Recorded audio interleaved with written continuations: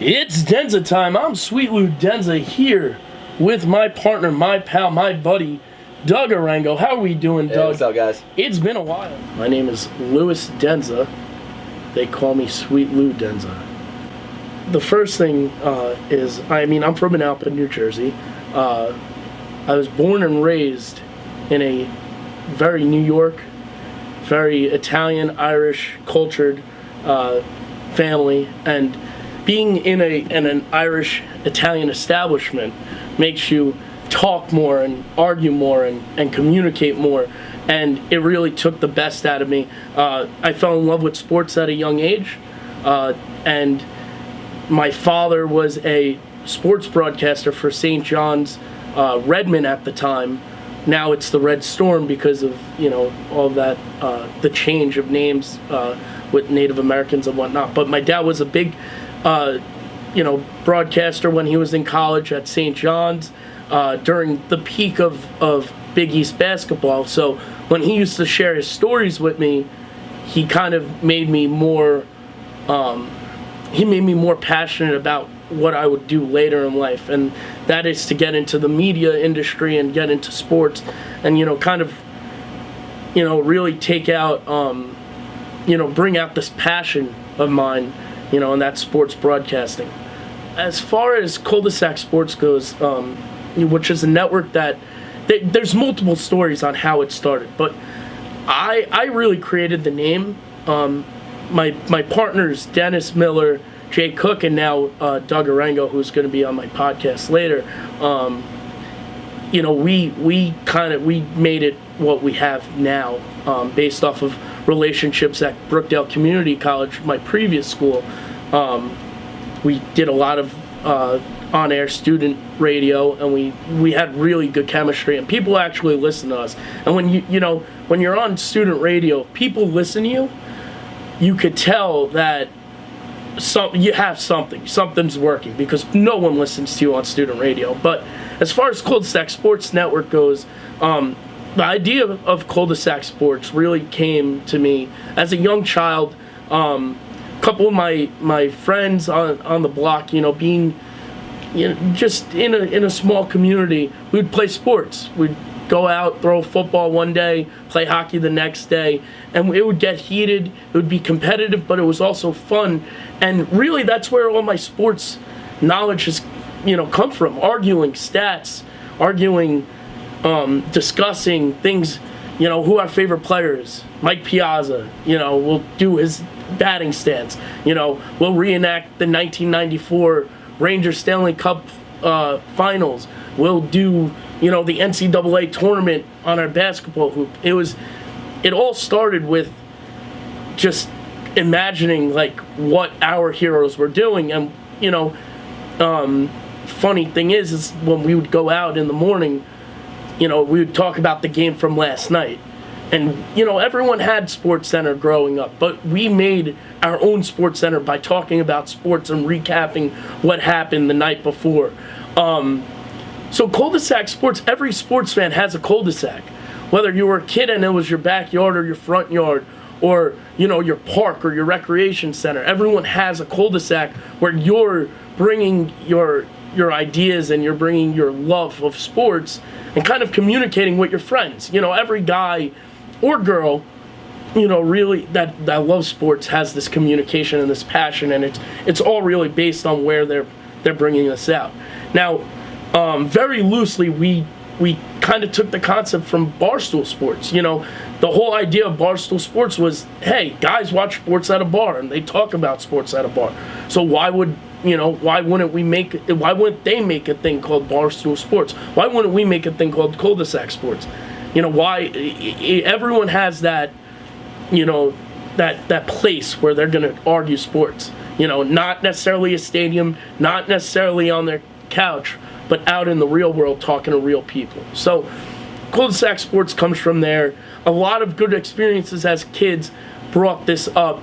But then once we created this network last fall, before I started attending Rowan University, when I was at Brookdale, me and my buddies Dennis and Jay, we were doing a show called The Gridiron Gang, and it was an every week football show.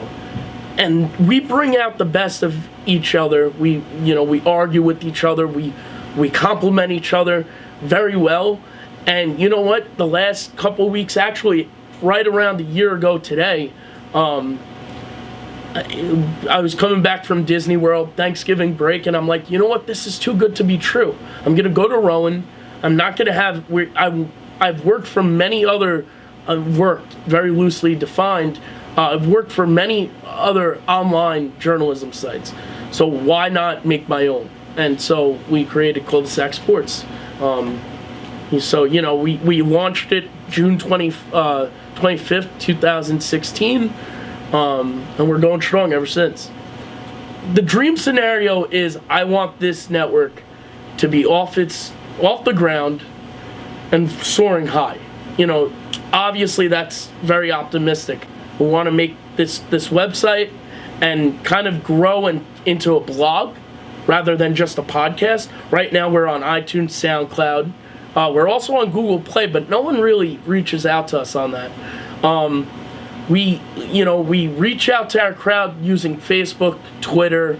I wanted to expand to Instagram. I want to expand to Snapchat. But in 5 years, I want this network to have some kind of affiliation with some kind of professional association or organization, whether if that's UFC, whether that's the NHL, if we're dreaming big, the NBA, the MLB, or the NFL. I want it to be as big as the coverage we can get. How we drew this whole thing up was targeting New Jersey specifically, and then the larger New York area, because that's where we are. That's where our passion is. That's where everything kind of is. And if we're living in the northern part of New Jersey and we could access the most popular part of the world, why not go after the most popular part of the world? And in 5 years, I kind of hope that everyone's on board with that. I'm not talking shiny lights and billboards. I'm talking about, word to mouth. Hey, did you see what was on Cul-De-Sac Sports, to your buddy at work? Or, hey, did you see, what happened in the Mets game via Cul-De-Sac Sports? You want to see... I want that. I want people talking about us. I don't want, as far as what we branded ourselves off of, we want it to be a loose, casual sports thing, but we also want the extremist fan to come to us, because no one's going to take you serious if the very extreme fan's not going to want to listen to you, not want to deal with you. So in 5 years, realistically, I want to have a brand. I want to have shirts. I want to have posters. I want to have my advertising set. I want to be making money off of this. You don't want to, in the first 2 years, you could afford not making money off of this. In 5 years, you want to be able to make money bringing guys for interviews, getting credentials, and really, and even making a team, making a marketing team, making a production team, making, a merchandising team. I can make this thing grow in so many different ways. It's just the matter of how or who, or, who wants to jump on board with this. If that all goes well, I want to be in Philadelphia, I want to be in Boston, and then if everything works well, I want to be in Chicago and then maybe Detroit. Going to the north, I'm going northeast and then spreading out to the central part where you kind of have all these locations. Think about it. You talk about sports in the northeast. You have Boston, New York, Philadelphia, DC, and Baltimore, and then you have Pittsburgh. Why not hit all those spots? Just like how we saw Barstool Sports do this, just like you see even like the big networks.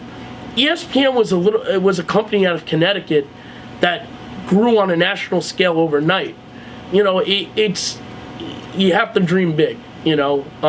WFAN, one of my favorite sports sources and broadcasts, they had this small little territory in New York City where you couldn't listen to it in Westchester County, New York, and in North Jersey, and now it's all over. It goes from New York all the way to South Carolina for people that move out of the greater New York City area. So that's really what I want to do in 5 years. I really want it to grow, expand, see if we can get into other cities, see if we can get more people on board, because we're only 3 guys, now 4 guys. We want to make this big, you know, and if money comes involved, you don't want to grow too big, but you want to grow enough where you could pay people the respectable wages for what they do and what they contribute. For Doug Arango and Sweet Lou Denza, It's been good, bro. this has been It's Denza Time. Catch you next time.